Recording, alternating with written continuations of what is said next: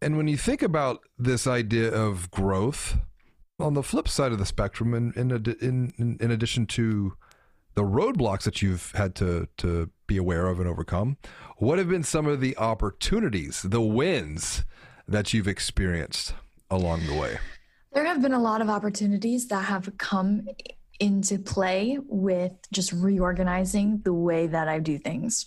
One of the biggest ways that we've grown digitally is we've really capitalized and maximized on personalization in our audiences and getting the right information to the right people. So a lot of that has come through the form of retargeting. It's come through the form of using audiences to the best of their capabilities. So like we use AI, of course, and that has really helped us be able to create content that is more purposeful and that means more to people. Because before, you would just put out a piece of content, but now we're able to put out a piece of content that is curated to a certain person. Yeah, and I want to talk about that idea on two sides. One, you talked about getting the right message to the right people at the right time, and then you also talked about this idea of being more purposeful with your content. So first, let's talk about right message, right time, because I know that has been a really big recent win for you, because yes, it's all about what value are we creating through our content? Can we prove that value? Can we show that value? Can we quantify that value? And one of the very simple wins that you were able to deploy was, to your point, retargeting people who have started an application or who have taken some type of behavior. Yes. And it wasn't massive change. It wasn't massive transformation. It was a little win that led to massive results, right? Honestly, yes. And so back to kind of the roadblocks, I was hesitant for whatever reason to do that for a long time. But when I took myself out of the box and I took myself out of the comfort zone and I figured, this is another way to capitalize on opportunities. We did it and it worked. And it worked so well that now we're moving on and we're doing it in other areas. And we're now doing it for more than just one thing, though. It's not just, okay, we see people have interacted and let's just do this. It's we see people have interacted, so let's do this.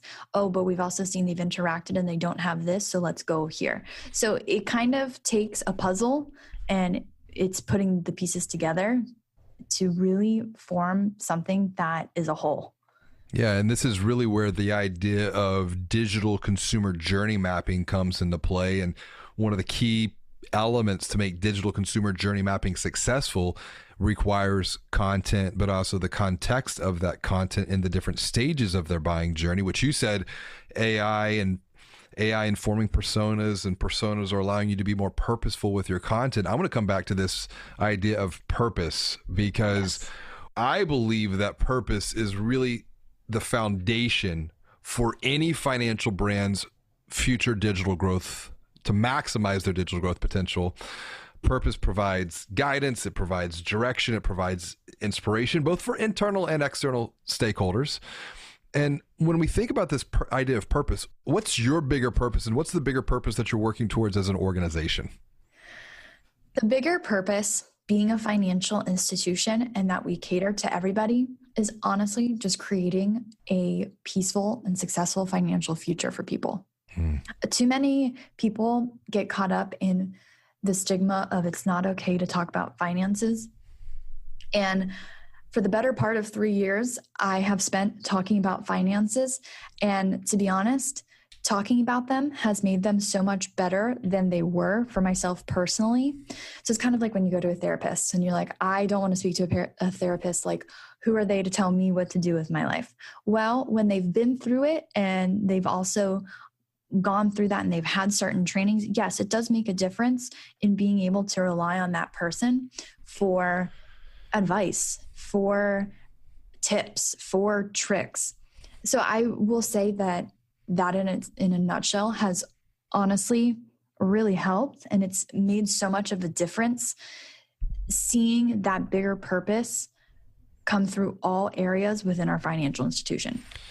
I think as an industry, we've gone from, putting the need and to highlight financial education or financial literacy, which I abhor that word, financial literacy, because you're basically saying that, well, you're illiterate in this particular area. So my next big thing that I'm seeing is it's not financial education, it's not even advocacy, it's financial empowerment, it's financial coaching, it's financial well-being, which I know you guys are really committed to with the Get Beyond Money program, and that's something that you piloted, but it's becoming a much larger part of the organization. It's becoming a much larger part of the brand, for that matter. Can you speak to that for a moment? Yes. The first thing that I want to say about it is it's who we are. It's so much more, though, than who we are. It's our community.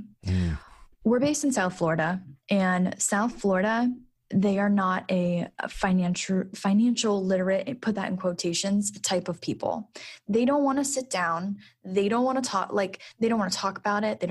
They want to do what they want to do, and they want to know quick wins, which is totally fine, because the whole purpose is we are not going to judge you to be where you want to be. It's about financial empowerment. So whatever it is that you want to do, we want to help you get there. And we want to help you get beyond the stress. We want to help you get beyond whatever it is that's keeping you from getting there and help you achieve your goals. Everyone's goals are different. What everyone does with their money is different. But at the end of the day, we want to be able to give you confidence and security in what you want to do.